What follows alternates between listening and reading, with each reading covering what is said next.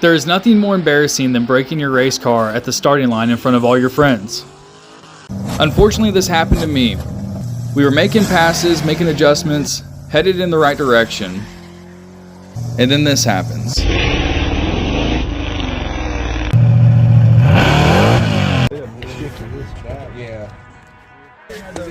Yeah. Well, the 8.8's coming through. We get the truck back to the shop and start to go over it to see what all we tore up.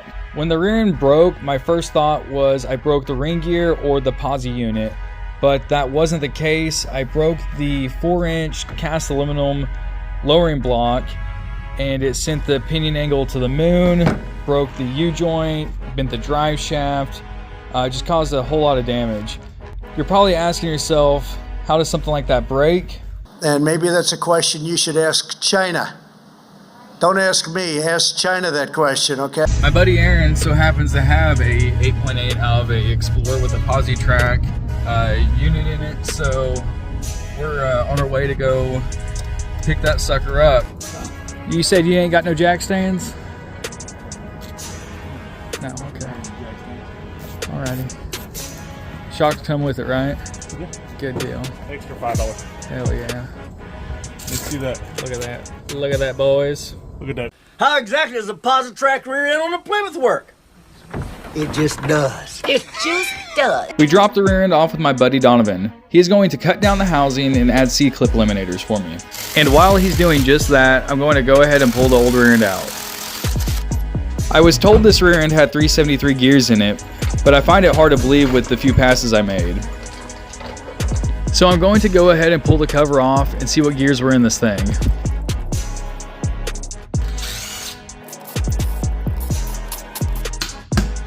Had to break out the old claw hammer for the job. With the research I've done, I'm coming up with 342 gears. This thing felt like it had a Powerglide transmission in it when we were making those hits. I already ordered 410 gears for the 8.8, so that's definitely going to help things. We got the rear end back from Donovan. I bought new brake calipers, rotors, and pads. Now it's ready to be installed. We got the rear end in, got the brake lines hooked up. We went with a steel lowering block this time. Got C-clip eliminators, disc brakes, Viking shocks, which we had those before. We went with 410 gears. I got this cast aluminum rear end cover off Amazon real cheap. Full circle there. Hopefully that doesn't break. If you're doing an 8.8 swap on an S10 also, you're gonna need this fitting right here. I will leave a link below. And also, I bought Mosier axles, had them drilled for the Chevy bolt pattern, and this is a Ford Explorer rotor. I just kept drilling out the holes bigger and bigger until the rotor went on. This is hub centric. This isn't going anywhere.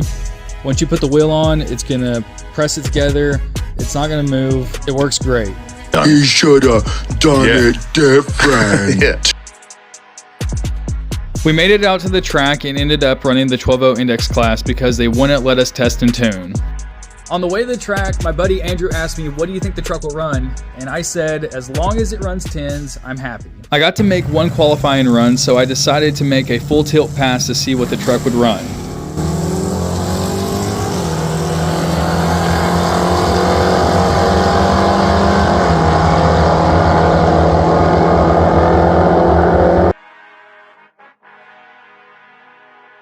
So the first time this truck has ever been down the racetrack in its life, it went a 1090 at 122 miles an hour.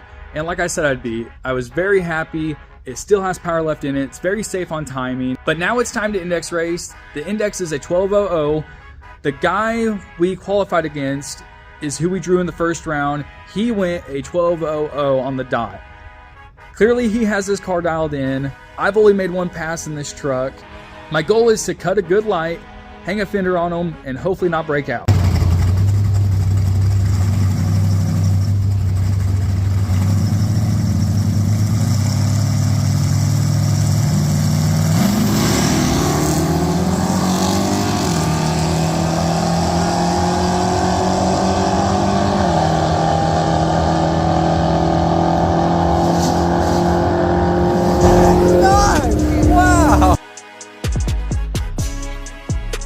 was surprised that worked also.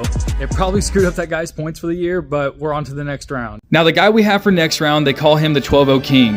Every weekend he's winning a race somewhere and getting a check like he's on the PGA Tour.